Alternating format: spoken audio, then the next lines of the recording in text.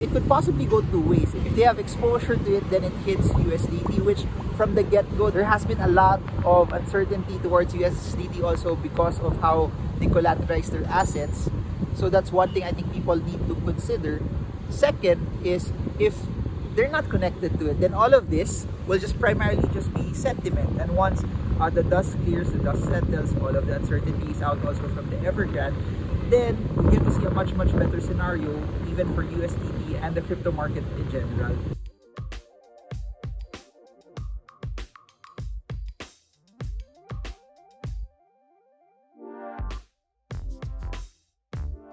Hey guys, so in this video, I want to talk about China, and I want to talk about the Evergrande situation, what's happening, and what should this do to us stock market investors, or even for all of us that are invested in the cryptocurrency markets. How does this impact things, and what should you do as a person that, for sure, every time you hear news items like this, it brings a sense of bearishness, it brings a sense of uncertainty. And I've been always saying this, that when it comes to investing, if there's one thing that investors don't like, is they're not into uncertainty. The more uncertain markets are, the more people want to hold on to their cash as well. Now, for those who are watching and don't know what's happening to Evergrande or what's Evergrande, Evergrande basically is one of the largest property developers in China. And the thing about the Evergrande is basically this: they were successful, they were able to scale, they were able to do a lot of things, but they wanted to grow even bigger. And they also grew far and above and beyond what they knew, which was property development. They ventured into different things. And because of that, they had to borrow. And given that they're one of the biggest developers in China, access to cash and capital was very easy for them, not just from China alone, or Chinese companies alone, or Chinese investors alone, but also from Western shores as well. That being said, their debt ballooned into billions, and there has been a lot of fear over the past few weeks and months that they won't be able to fulfill their obligations to be able to pay out that debt. That was the biggest fear, the biggest concern. But there's one thing that happened over the past few days, that they were not able to pay off their debt that they were obliged to pay for this week. What we're seeing right now is Evergrande defaulting on their debts. This is something that is not ideal, to be very polite about it. Because a lot of people are actually thinking that because it's a very big company, China may step in, the government may step in and protect them. Let's see how that will actually play out first. But here's a couple of things on how this could possibly impact stock market investors or even cryptocurrency investors. So please do note that anytime there's something as big as that has the potential also to impact sentiment, impact fundamental items, particularly because think about this, there's a lot of funds from Western shores, from the US market, that's invested there. I don't have the exact figure on how big it is, but should a default happen, for sure it will impact their portfolios from a portfolio management standpoint, from a financial standpoint. All of those hedge funds, financial institutions that are invested, there will be a significant impact to it. And as what I've mentioned, the bearish sentiment that is brought about it also will somehow creep in even to Western shores as well. How will this impact on the cryptocurrency market? For those who have been watching the cryptocurrency market closely, you could have noticed this, that it's pretty much tied up also to how the US markets are moving. Meaning, when we see downward moves in the US market, similar to at some point May and June this year, and also at some points last year, we saw the cryptocurrency market go down as well. And when the US market starts to push up, when we see the US market start to go up once again, then we also see the cryptocurrency market follow. The biggest difference though is that the cryptocurrency market is more volatile, so meaning a drop in the US markets, there will be a larger multiplication factor in the cryptocurrency space. In the same way, when it bounces, the US markets would bounce, it would go up in a very good way, but it's amplified even more when it comes to cryptos. So they're pretty much tied together. And people always say that the cryptocurrency market is a hedge against traditional types of investments. It's a hedge against fiat. But what I want to submit to a lot of people, and what people need to realize also, is this, that true, over the long term, it's a good hedge. Over the long term, Bitcoin is one of the biggest and greatest asset classes that we've ever seen over the past decade. But over the short term, here lies its biggest problem.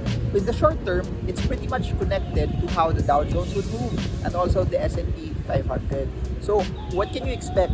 Should this team continue to prevail and then there's no clarity inside and then there's still uncertainty inside, it could cause downward moves either in the stock market and also in the cryptocurrency market as well. We have to assess also how big this would be, because up until now we still don't know how big its impact will be, how the Chinese government will also step in, because there are scenarios also that could happen where there is a restructuring, a reorganization, that somehow they get to still salvage the situation. I won't mince words, this is not an ideal scenario, this is not something that's good, but in the midst of it not being so good, there could be ways that they could do also internally to be able to fix it, that it won't be as bad. Because I've read some reports that people are saying that this could be something that will be very, very big and it could impact a lot of markets around the world.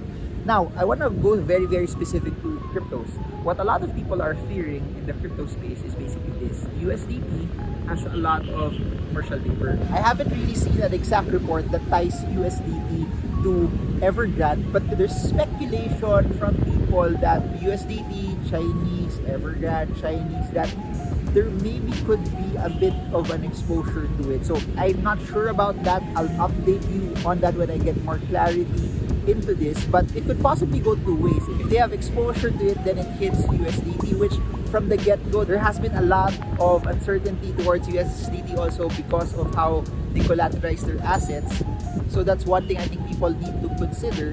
Second is, if they're not connected to it, then all of this will just primarily just be sentiment. And once the dust clears, the dust settles, all of the uncertainty is out also from the Evergrande, then we're going to see a much, much better scenario even for USDT and the crypto market in general. So I just want to end it with this. This is where Bitcoin also comes in, that if you try to analyze it, Bitcoin is volatile. But if you try to analyze it and you try to look at it also, the biggest advantage of Bitcoin, say, versus USDT is that USDT is collateralized, or they have commercial paper that there's an equivalent US dollar stored for every USDT that's there. But Bitcoin, you won't have any problems like that thing. The only thing that you can see for Bitcoin is that there's volatility. That's just basically it.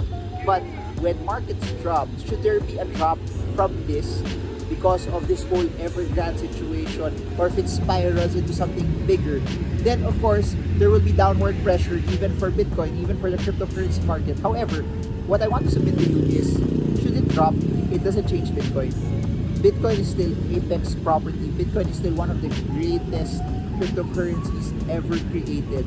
It's scarce, it's limited, it's technology, it's not connected to the Evergrande. They're not backed up by any US dollar that's collateralized. So should it drop and Bitcoin becomes cheaper, for those who understand what Bitcoin is, for those who know what Bitcoin is, this could be an opportunity for you to be able to stack it and to be able to buy it at lower prices. So stay tuned over the next few weeks. I'll be updating you how this would actually play out. And of course, we don't want defaults to happen because it also impacts the persons who actually invested, who lend their money. But if there's one thing that I could say about this will also have a lot of financial repercussions in the years to come.